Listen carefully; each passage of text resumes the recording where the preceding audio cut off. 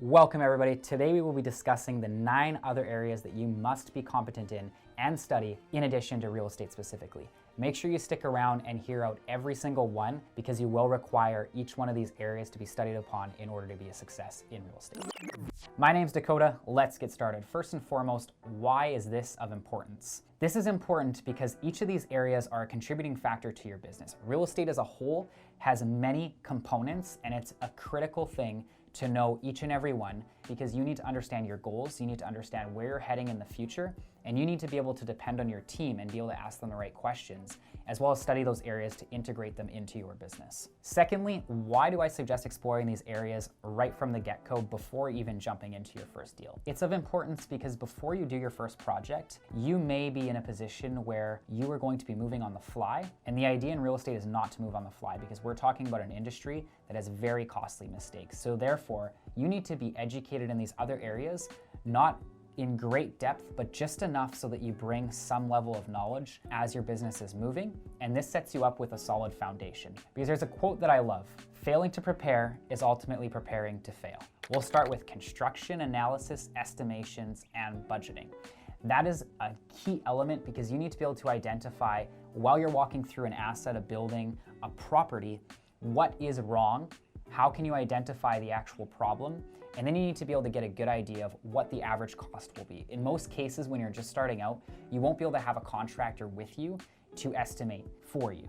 And therefore, you need to just have some knowledge so that you can go in, run your numbers, write an offer, put it under conditions, and then call in your contractor because you have not proven yourself and it will be tough to find a contractor to walk through without a property under conditions. Secondly, finance and tax strategies. This is key because when dealing in real estate, you are increasing your income, hopefully, and there's all kinds of different tax strategies, but then also you need to consider, are you going to be investing personally, corporately? And then there's all these things regarding setting up the business, accounting, bookkeeping, protection, how this is going to influence, especially rentals that are being held long-term, how that's going to influence your other income as well. Third, deal analysis, right? Being able to run through the numbers, understanding what some of the titles are, such as what is an ARV, what is a cash flow analysis? How do you figure out what your net profit is versus your gross profit? What is a cap rate? You need to look at the deal analysis within real estate and then try and understand all those different elements that you may hear consistently or you may not have heard, but just bringing some level of awareness to how to put together a deal. Marketing and copywriting. Every individual in real estate should have their own private marketing strategies. While I believe that the MLS is a good strategy and does certainly reap rewards, the ability to copyright and market and bring in good solid leads is what will set you apart from most of your competition. And so that is an area that I highly suggest spending a significant amount of time in because you need to understand how to position yourself, how to write what your value propositions are, and then how to put that in front of the right people and have them call you.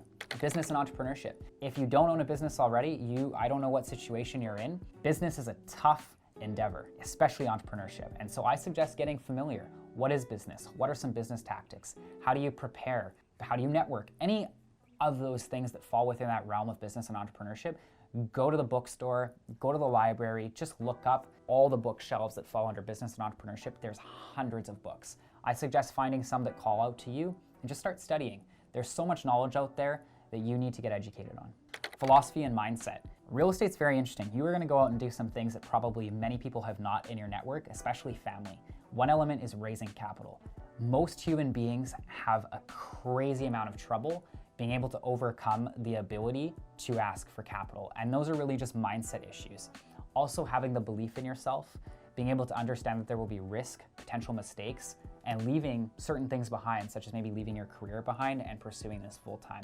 Those are all things that fall under philosophy and mindset. And that's one reason I suggest preparing for that, because you will get punched in the face, you will get knocked down as you pursue this, there will be challenges, and you need to be able to understand yourself and understand what's happening within your mind.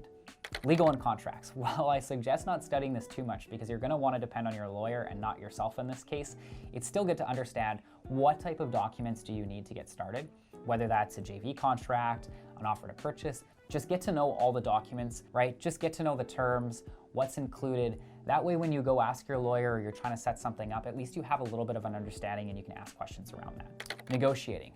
Negotiating will set you apart 100%. If you don't have the ability to negotiate, you are buying every deal at the max dollar, and unfortunately that is not a good sustainable model for you and your business. So learn to negotiate. Learn to create win-win situations with private sellers, buyers for your own properties, networking. Just the ability to go in and get what you want, but also get the person on the other side what they want is a huge element that you need to get educated on. Property management will make or break you as well. And so this falls within real estate a little bit, but it's key that you understand and or ask others in the industry how they manage their properties. What does that look like for the long term? What type of system should you have in place? Once again, your ability to have a cash flowing portfolio is critical for long-term success. We will be covering all 9 of these areas in this channel in greater depth, including strategies, systems, checklists, etc.